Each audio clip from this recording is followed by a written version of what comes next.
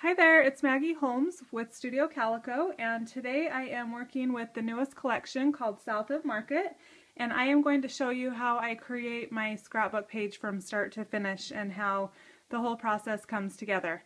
You'll see here I have a page protector here that's a little bit different than just a regular one. This one is like wallet size or trading card size. And I absolutely love to use pocket scrapbooking in my regular scrapbooks. I think it changes it up every now and then from the traditional layout, and it's fun to just do something different and try something that we don't normally do. So if you haven't ever done pocket style scrapbooking in your traditional scrapbooks, I encourage you to try that and just throw some of those in there every now and then because it's super fun to change it up. So I have this as my page protector, and so this is my base, and I am just going to start filling all the pockets and putting different papers and embellishments and my photos, of course, and all the fun things inside there. So let me show you the two photos that I'm working with today are these really small ones, and this is one of the reasons that I also chose to do the pocket scrapbooking for this page, because I had already printed out these photos, and after I printed them they were a little bit smaller than I thought they were going to come out, and I thought that they would be just a little bit too small for a traditional 12 by 12 page. I felt like they might get lost on there, and so I thought this would be a fun way that I could maybe keep them more highlighted, and since all the spaces are divided up, each of the photos would get their own little individual space to be highlighted, and I thought that they would be able to be shown off a little bit better. So I've pre-cut a few of the papers from South of Market to fit inside my little pockets. And I'm going to show you those papers right here. And then I'm just going to start working on these and building from here. And this is one of the transparent papers from the collection, so I just cut that one out. And then I'm also using this black paper. This was actually the backing for the transparent paper. This is how it came packaged. So this is how you'll receive it. And I didn't want to just throw this away, and I'm loving black right now, so I'm going to go ahead and use that. And I love how that black is really going to make this photo pop down here, because the white and the red will really pop against that black. Okay, so first I'm going to start up here on this one, and I am going to, I have this is a vintage bingo paper from a bingo pad that I have, and I just thought this would be a cute way to mat that photo and add a little bit more of the blue in there. So I'm just going to grab my adhesive, and I'm going to go ahead and just place that down where I like it, and I'm going to cut it out. On things like this, I don't use my large trimmer because it's small enough that I can just use my scissors and cut it out, and it also doesn't have to be perfect. So there's that. Now it has a little bit of backing to it, and I'm going to add a little more adhesive to that, and I'm just going to put that on there, and I might come back and add a little bit more to that, but for now I'm just going to leave it. And then on this one down here, I am going to add one of the Quark stickers, and these are really cute from the collection, and I'm going to just choose this one called The Sweet Life. And I'm just going to center that on there. The other thing that I love about this kind of scrapbooking within your traditional scrapbooks is it does give you a chance to kind of do some different things. Normally when I scrapbook on a regular page, I will kind of keep my photos and all my embellishments and things all clustered in one area, which is kind of my style and how I do it. And so this is a fun way to kind of do something different and do separate little areas with just simple embellishments and not a lot of clustering. So again, it's a fun way to kind of break out of what you would normally do. For this one, the black is a little bit strong, so I kind of want to use some vellum to tone that down a little bit. And this is just a piece from my scrap box that I already have on hand. I love to punch stars from vellum, and then I always save these scraps because I love to use the negative space as well.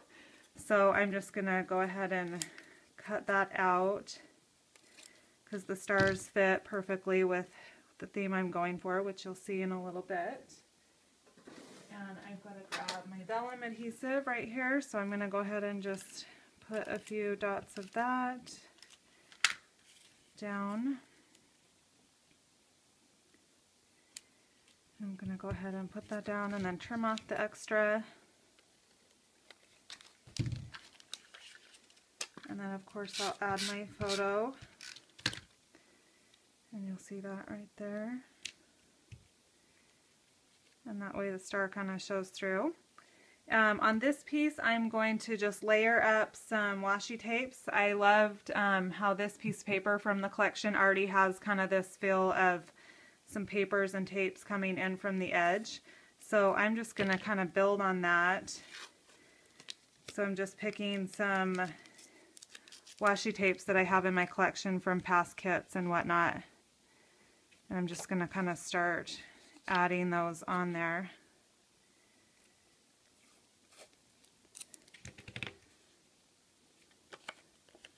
Just kind of add a few more layers, like how that feels, instead of just leaving it as is. And then I'm going to add this little label sticker. I love these red label stickers and they go well with my photo, of course. So I'm going to add one of those on there, and then I can add the date or whatnot there in a few minutes. On this one, I want to highlight the letter T because this is a layout about Tyler. So I thought it would be fun to just take one of these letters, and that fits perfectly right over there, and just place that right over there. And so then that kind of highlights that it's T for Tyler. So now I'm going to go ahead and put that one in. When I do this kind of scrapbooking with the pockets, I do like to leave some of them without paper, and that way I can add some fun things like sequins or buttons or other little items into the pockets. And I like that it creates kind of a see-through element that you can kind of see the things floating around in there and also see what's coming up next. So I'm going to just go ahead and put a bunch of these white star sequins. I love these. I love that they're a little bit bigger than your typical sequin. And so when I do something like this, what I'll do later, which I won't do on the video, is I'll just run it through my sewing machine and sew right across the top of that pocket so that it keeps that nice and in place. Then another element from this collection that I really loved are the transparent stars. And they come, I'm going to slide that over, looking like this. And so you can see they're transparent, and I absolutely love them. They're fun to play with and alter with paint. So with this one, I just took some gold acrylic paint and I used a foam brush and I just painted right on that and I let it dry. I did that ahead of time. So I'm just going to take this large star that I already painted gold, and I am going to position it down on the outside of the layout here. And I'm going to go ahead and adhere that down. I like how that kind of covers both, and then I can also add some stitching in there if I want to kind of hold that in place when I'm finished again. And then with these three stars, what I did is I took my paintbrush and I just painted right around the edges. And you can see I did that with some gold and some navy blue. And so that just makes them kind of stand out and gives a little edge to them. And I'm going to place those three up here in this pocket. And again, I'm just going to leave those loose so they can kind of be floating around and you can see through them. And I will just go ahead again and take my sewing machine and sew right through those right through the top of that as well. So now let's see here. I've got a couple more areas to finish. I'm just going to leave this one with the transparent paper and just put that right in.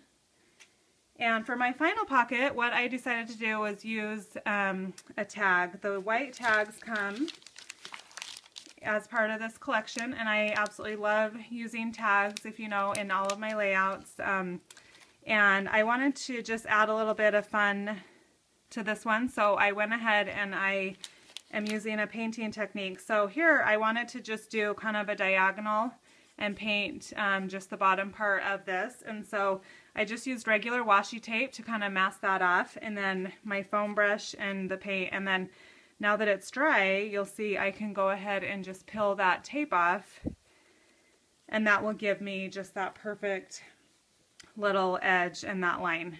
And so I'm going to add some red string, or ribbon actually, that was left over from a previous kit. I'm going to add that to the top of this tag. Again, just to bring out some more of those pops of red. And then what I'm going to do is I'm going to journal on the top white part of this tag. And so for the sake of time, since the video is getting long and I had a lot of things to show you, I'm going to go ahead and finish off the layout. I'm going to add my journaling, add my stitching, add kind of a little caption or a date here, and go ahead and finish this off, and then you'll see the finished layout at the end of the video. Thanks for joining me, and I hope that you enjoy using the new collection South of Market as much as I did.